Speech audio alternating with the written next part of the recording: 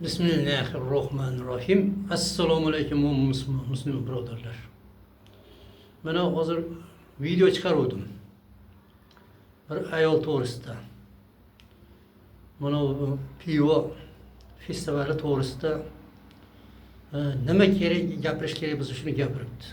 Ko'rdinglar, har xil blogerlar, jurnalistlar chiqib o'sha yerga borib po'q yeb qaytishdida. Haligi shunday nima bo'lar ekanda, qushlar bo'lar ekan, o'zida chiroylilar bo'lar ekan. Qarg'a o'sha po'q yeddi. O'sha yerda kimki yozgan bo'lsa, mana shu festival to'g'risida 90% shu qarg'a po'q yegandek qilibdi. Hammasi bu nima bo'lyapti deydi-yu, asl sababini aytmabdi.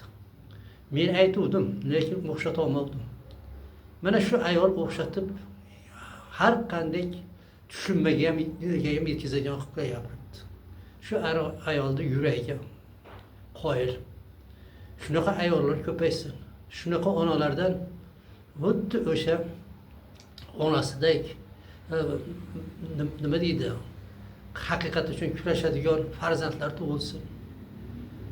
Shulardan ko'paysin. Ko'payib boshimizda ham zolimlarga qarshi kurashadigan, ulardan ustun bo'ladigan insonlardan qilgin Allohim. Qolgan xalqqa ham o'zing to'g'ri yo'lga hidoyat qilgin. Mana hozirgi mahalda Yahud tamom bo'lyapti. U oxirgi nafasini olyapti. Shu oxirgi nafasi qolganda musulmonlarni qanday qilib bo'lsa ham buzaylik deb harakat qilyapti. Shu tufayli mana boshimizga qo'yib qo'ygan shu iflos o'zini odamlari bo'lgan prezidentlar qilib qo'yib qo'ygan shu o'zini odamlariga buyuryapti-da, musulmonlarni buzinglar, qanaqa qilib bo'lsa ham buzinglar. Mana shu pivo festivali degan narsani o'ylab topdi. Bu narsa kofirda ham yo'q. Kofirlik shuni qilmaysan degan. Bu iflos insonning ishi. Insonda emas ishi bu. Odamlarda, ayniqsa yoshlarda shunaqa buzuqchilikka eng yomon narsa mana bu aroqxo'rlikka o'rgatish. Mana shu aroqxo'rlikning boshi bo'ladi. Bu ichkilik, mana bu alkogolni ichish, bu o'z xohishi bilan insonda jinni bo'lishi degan. Shu tufayli qancha oilalar vayron bo'lyapti. Qancha odamlar yo'lda halok bo'lyapti. Qancha aka-ukalar bir-biriga dushman. Qancha odam bo'lsa mana shu aroq ichib falokatga uchrayapti. Bu qancha uylar, oila buzilib, go'daylar onasi qo'lda qolsa, otasiz qolyapti, o'syapti. O'shalar tarbiyasiz bo'lib, mana buzuqchilik ko'payyapti. Shuning uchun mana bu nima Yahud tushundida. Mana 30 mingta mana bu nima hammasi 300 mingta ularga. Butun dunyo nimaga yordam berdi Isroilga. Keyin uni iflosligini bilib to'g'ri ko'proq qaytib ketdi. Lekin bizim 50 ta musulmon davlatimiz hozir ham yordam berib turibdi. Boshimizda shu ifloslar yordam berib, shu xalqni nechasi aytganda rizqini ham o'sha yoqqa jo'natishyapti. Bularga Allohning la'nati bo'lsin.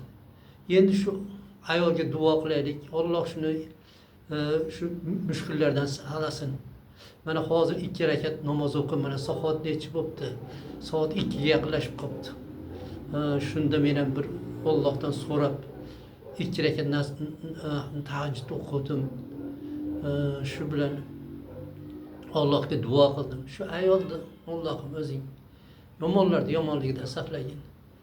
Shu ayolni ikki dunyosini obod qilgin.